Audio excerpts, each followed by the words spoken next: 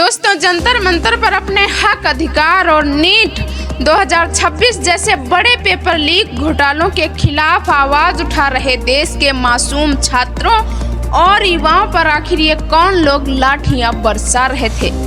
बिना किसी वर्दी के, बिना किसी नेम प्लेट के और सादे कपड़ों में, हाथों में मोटे मोटे डंडे लेकर घूम रहे थे। ये नकाबपोश चेहरे आखिर कौन थे? क्या ये कानून के असली रखवाले थे या फिर सत्ता और प्रशासन की साह पर भेजे गए पेशेवर गुंडे? अब आप सोच रहे होंगे कि जंतर मंतर के प्रदर्शन से ऐसी कौन सी खौफनाक तस्वीरें सामने आ गई हैं जिन्हें गोदी मीडिया आपसे छिपाने की कोशिश कर रहा है। देश में एक तरफ हमारे छात्र अपने भविष्य की भीख मांग रहे हैं और दूसरी तरफ सरकार किन अज्ञात चेहरों को लाठियां मारने की खुली छूट दे रही है। आइए इस पूरे मुद्दे की परत दर परत सच्चाई को आज मैं आपके सामने खोल कर रखती हूँ, इसीलिए वीडियो को बिना स्किप किए अंत तक जरूर देखिएगा, क्योंकि आज सवाल आपके और आपके बच्चों की सुरक्षा और संविधान का है। नमस्कार दोस्तों, भीम मिशन यूपी और सुषमा अम्बेडकर मिशन में आपका स्वागत है। मैं आपकी बहन सुषमा गौतम। दोस्तों, दिल्ली के जंतर मंतर की सड़कों से जो तस्वीरें और वीडियो सामने आए हैं, उन्हें देखकर देश के हर संवेदनशील नागरिक का खून खौल उठा है। एक तरफ हमारे देश का युवा अपने सपनों को बचाने के लिए परीक्षाओं में हो रही धांधली के खिलाफ और एक सुरक्षित भविष्य के लिए शांतिपूर्ण तरीके से विरोध जता रहा है, लेकिन दूसरी तरफ क्या देखने को मिल रहा है? उन बेगुनाह और निहत्थे छात्रों पर ऐसे अज्ञात लोगों से लाठियां चलवाई जा रही हैं जिनकी कोई आधिकारिक पहचान ही नहीं है। जो पुलिसकर्मी वर्दी में तैनात हैं, उनकी छाती से उनकी नेम प्लेट तक गायब कर दी गई है।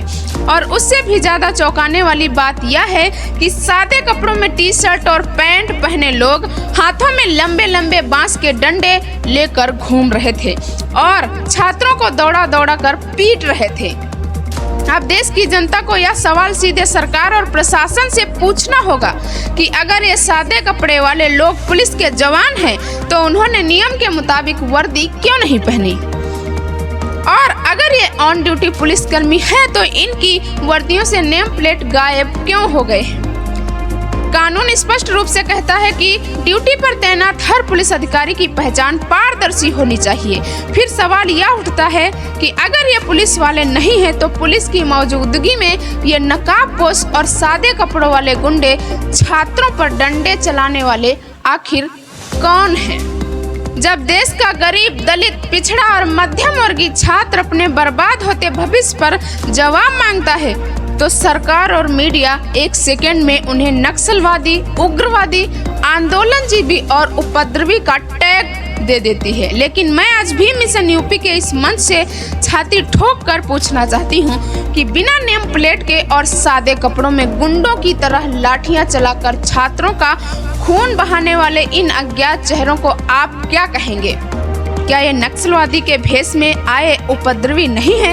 इन पर अब तक कोई FIR दर्ज क्यों नहीं हुआ? प्रशासन इनकी फोटो सार्वजनिक करके इन पर कार्रवाई क्यों नहीं करता? क्या देश के भावी डॉक्टरों, इंजीनियरों, वकीलों और अफसरों को इसी तरह सड़कों पर लहूलुहान किया जाएगा? सरकार की यह खामोशी और दोहरी नीति साबित करती है कि युवाओं की जायज मांगों का समाधान ढूंढने के बजाय उनके दमन की एक बहुत बड़ी साजिश रची जा रही है। लेकिन प्रशासन और सत्ता में बैठे लोग कान खोलकर सुन ले।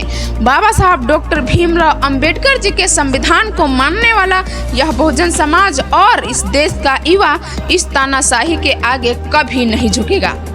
हम सरकार और गृह मंत्रालय से सीधी मांग करते हैं कि सादे कपड़ों में छात्रों पर लाठियां चलाने वाले इन अज्ञात तत्वों की तुरंत पहचान करके इन्हें जेल भेजा जाए और बिना नेम प्लेट के गैर कानूनी तरीके से लाठीचार्ज करने वाले अफसरों को तुरंत सस्पेंड किया जाए। दोस्तों, जंतर मंतर का यह खौफनाक सच साबित करता है कि जब तक हम संगठित होकर अपने संवैधानिक अधिकारों के लिए आवाज नहीं उठाएंगे, तब तक यह बहरी सरकार हमारी बात नहीं सुनेगी।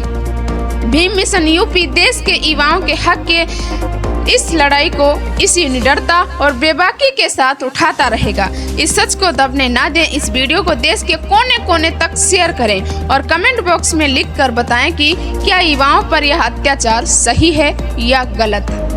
मैं सुषमा गौतम बहुत जल्द फिर मिलती हूँ किसी नई रिपोर्ट के साथ। तब तक के लिए देखते रहिए भीम मिशन यूपी। धन्यवाद।